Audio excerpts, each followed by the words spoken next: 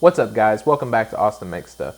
This week I want to talk to you about a project that I've been working on for a little while and I still haven't completely finished up. Not that it's a hard project or anything, I've just had some other priorities. While I was turning my garage into a workshop, I decided that one of the walls needed to be a shiplap wall. In my case, I already knew that I was going to be using plywood because I had a surplus of it, but this video is basically about why shiplap isn't necessarily worth the money and you can achieve the same results for a lot less. Shiplap has obviously been made popular by Chip and Joanna Gaines of Fixer Upper.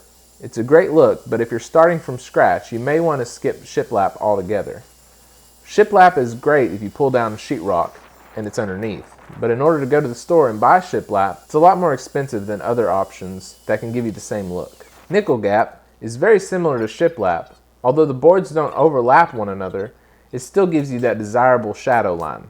The look is very similar, but we can even go a step further and use plywood to achieve the same look at a significantly lower cost. At the end of this video, I show the cost breakdown on the different types of options and even include a link in the description to calculate your own shiplap cost versus doing it with plywood. Make sure you subscribe to my channel to see the completed project, but I guarantee the look will be very comparable to shiplap, with a ton of extra money in your pocket for other projects.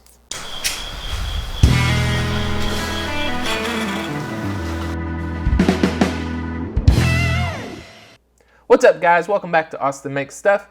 And I know you're not used to seeing spreadsheets on this, but in this video, I'm going to show you why I think shiplap and nickel gap are basically a waste of money. So to start off, I've got this spreadsheet that I've made and I will make it downloadable on my website so you can compare the cost yourself. So what we're going to start off doing is in this box, we're going to input our number of square feet, which in my case, it's 192 square feet.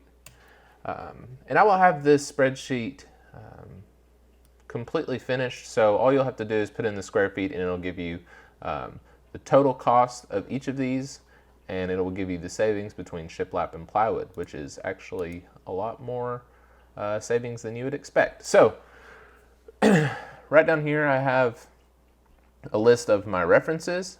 What we're going to start off doing is, and I'm not going to call it package, I'm going to call it board, because I don't think any of these come in packages, although you can buy them in packages. But for the sake of this, I'm going to change this to board. Okay, so we're going to need two numbers off of a website for each one of these categories. The number of square feet in a board and then the cost for each of those boards. So for shiplap, the square feet for this one, although it's $8.97 and I'll remember that number, the square feet is 3.66. So square feet, 3.66. And then of course I didn't remember, so it's 8.97, 8.97. So those are the two numbers that we need, and then I'm going to show you how we get the total cost. So in this, you're going to need to find out how many boards that you will need in order to cover 192 square feet. So to do that, we divide 192 square feet by the number of square feet in each board. In this case, we're going to need 52 of these boards priced at $8.97 each, bringing our cost to $470.56 for shiplap. So to continue on, for nickel gap, the square footage, I know that the board is 6 inches wide and 16 feet long. The actual inches is 5.5, but we'll just call it 6 inches. So 6 inches times 16 feet would be an 8 square feet. And again, it will be your total number of square feet divided by the number of square feet in that board, giving you 24 of these pieces priced at $18.55 each, 18.55. And then that will give you the total cost of $445.20 for nickel gap. So there's not a huge price difference at this point with shiplap and nickel gap, but here's where you'll see something interesting.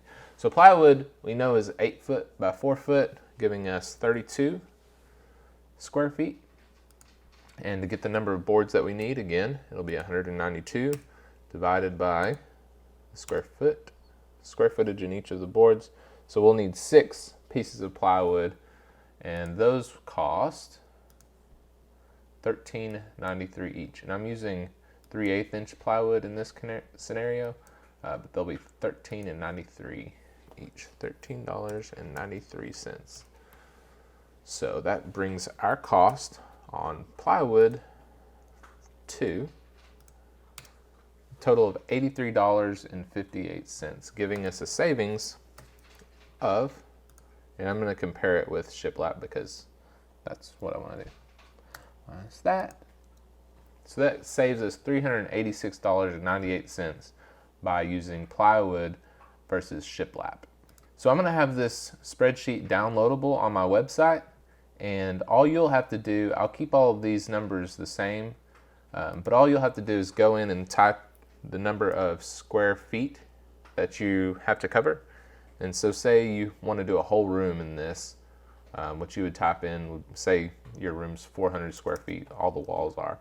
So you would just type it in here and it would automatically input all of these numbers. So in the case of 400 square feet, there's an $806 savings if you use plywood over Shiplap. And the more square footage you use, there's a bigger difference between the Shiplap and Nickle gap also.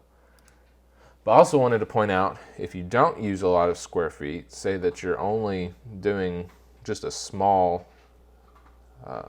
wall at say 64 square feet, which would be kind of an 8 foot by 8 foot wall, the price difference between plywood and Shiplap gets smaller too. So there's still some savings there, but the higher the number of square feet you use, the bigger the savings is, obviously.